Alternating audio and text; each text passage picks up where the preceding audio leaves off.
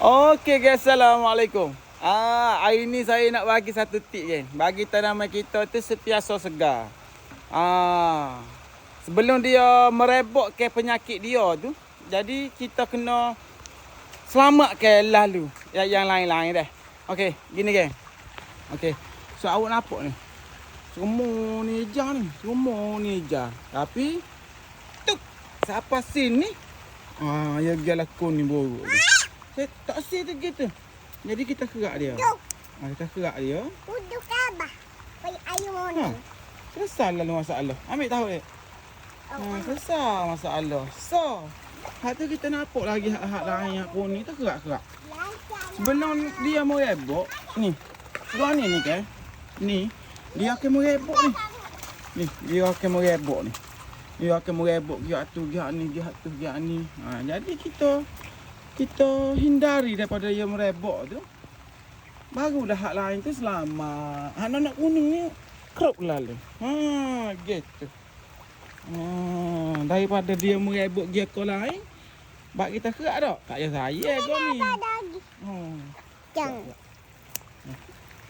Kita tak boleh saya dah. Rasanya hak lain tu banyak lagi yang perlu kita selamatkan. Kalau kita tak selamatkan, memang rugi lah kita. Memang rugi. Tunggu dah saya royak ni. Sebab pengalaman saya. Tapi habis saga ni kuning. Jadi yang kuning kita potong awal-awal. Gitu. Ni nak kuning. Kuat-kuat lagi. Tu. Ni nak kuning kan. Kuat lagi. Banyak lagi. Kita kerak-kerak. Tapi satulah saya nak pesan. Kalau kuning terlampau banyak kan, kita jangan kerak belakang. Kita kerak sikit-sikit lah. Sehari-hari tu kerak sikit-sikit. Esok sikit-sikit. Tak tahulah saya buat apa. Pasalnya itu hak kuning semua saya kerak. Pokok jadi macam tak asyik membesar. Tapi bila saya ubah balik cara kerak, saya kerak sikit-sikit. Barulah pokok tu membesar dengan molek. Cara dia lagu tu.